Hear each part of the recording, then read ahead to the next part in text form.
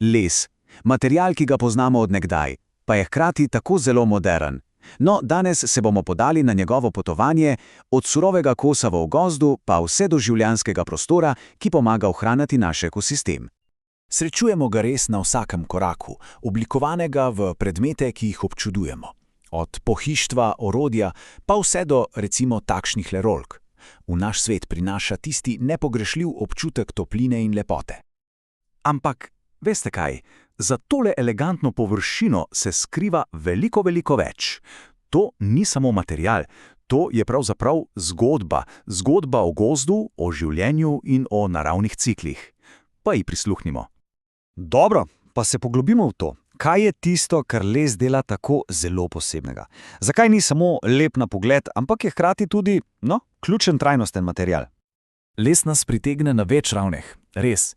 Prvič, edinstvenost. Pomislite, vsak kos je zgodba zase, popolnoma unikaten.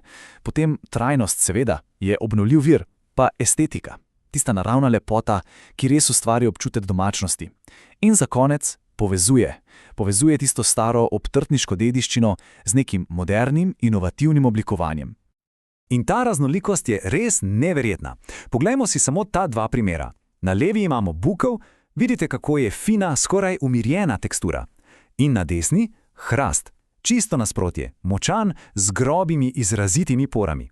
Res, vsaka vrsta lesa ima svoj karakter.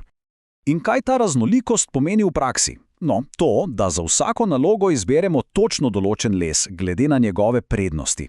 Recimo hrast. Zaradi svoje trdnosti je idealen za pohištvo, ki mora zdržati. Bukev. Ta je prožna, zato je super za stole ali pa igrače. Smreka pa lahka, enostavna za obdelavo, zato jo pogosto vidimo v gradbeništvu.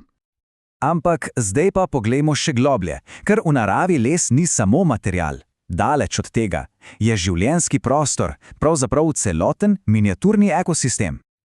V gozdu resnično nič ne gre v nič. Ko drevo odmre, se v bistvu začne njegovo drugo življenje, začne se proces razgradnje in vsa hranila, ki jih je drevo zbiralo celo življenje, se lepo počasi vrnejo nazaj v zemljo. In kaj se zgodi potem? Postanejo hrana za novo generacijo rastlin. Popoln krog. In kdo so glavni akterji tega procesa? Žuželke. One so tisti neopevani junaki, prava naravna čistilna služba. Recimo lubadar. On dobesedno prepravi mrtev les in s tem pospeši celotno kroženje snovi. To pa je absolutno ključno za zdrav gozd.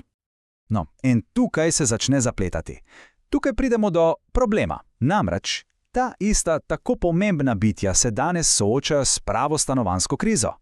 Problem je v resnici čisto preprost, a hkrati zelo resen. Zaradi izgube habitatov in, bodimo iskreni, naših preveč pospravljenih okolij, kjer takoj odstranimo vsak kos odmrlega lesa, žuželkam enostavno zmanjkajo prostora. In posledica – direkten upad biotske raznovrstnosti. Zdaj, mogoče se komu zdi, pa kaj, če izgine nekaj hroščev. Ampak, ali je res tako nepomembno? Kakšne so pravzaprav posledice za vse ostalo, za celoten ekosistem? Stvar je taka, upad populacije žuželk ima lahko katastrofalno vpliv na okolje. Brez njih ni opraševanja, kroženje snovi se ustavi, prehranjevalne verige se porušijo, vse skupaj bi preprosto razpadlo. Na srečo pa ni vse tako črno, obstaja namreč ena precej elegantna in presenetljivo preprosta rešitev, ki jo lahko izvede praktično vsak. In tole je to, hotel za žuželke. Gre za strukturo, ki jo naredi človek z enim samim namenom, da ponudi zavetje in prostor za gnezdenje vsem tistim koristnim žuželkam. To je res en konkreten, oprijemljiv ukrep za pomoč biotski raznovrstnosti. Najlažje si je to predstavljati kot nekakšen stanovanjski blok za male pomočnike narave. Majhen, ampak izjemno pomemben objekt, ki nudi varno zatočišče vsem tistim, ki potihem skrbijo za zdravje naših vrtov, polj in gozdov. Dobro, poglejmo si, kako se lotiti gradnje. Kako torej oblikovati popolno 5-zvezdično letovišče za te naše pomembne goste? Tukaj ne gre samo za to, da nekaj zmečemo na kup, sploh ne. Vsak material privabi drugačne goste. Če želimo privabiti čim več različnih koristnih žuželk, moramo ustvariti raznolik habitat. Recimo, bloki tvrdega lesa z luknjicami so super za divje čebele. Storži in ljubje, to je raj za hrošče. Slama pa recimo za pikapolonice. Vidite, vsak ima svoje želje. Seveda pa obstaja nekaj zlatih pravil, da bo hotel res varen in učinkovit. Prvič, uporabljajte samo suh, trd les, se pravi les listavcev. Drugič, vse luknje morajo biti čiste in gladke, da se krilca žuželk ne poškodujejo. Tretjič, izogibajte se plastiki ali steklu. V takih cevkah se nabira vlaga in razvije plesen. A ja, pa še to, vrtajte vedno prečno na lesna vlakna, ne pa vzdolžno vanje. Dobro, zdaj, ko vemo, kako se tega lotiti, pa stopimo korak nazaj. Pogremo si širšo sliko. Kakšen je pravzaprav pomen tega preprostega projekta? Gradnja hotela za žuželke je namreč veliko več kot samo ustvarjanje zavetja. Je fantastično učno orodje za otroke in odrasle. Je tudi dejanje opolnomočenja, ker resnično vsakomur omogoča, da naredi nekaj konkretnega za svoje lokalno okolje. In morda najpomembneje, je utepljiv način, da se spet povežemo z naravo. Ta misel pravzaprav lepo zaokroži celotno idejo. S tem, ko enemu kosu odsluženega lesa damo popolnoma nov namen, ne le da pomagamo naravi. Pravzaprav nadaljujemo zgodbo tega materiala in to na en čisto nepričakovan, a hkrati izjemno koristen način. In za konec ostaja samo eno vprašanje.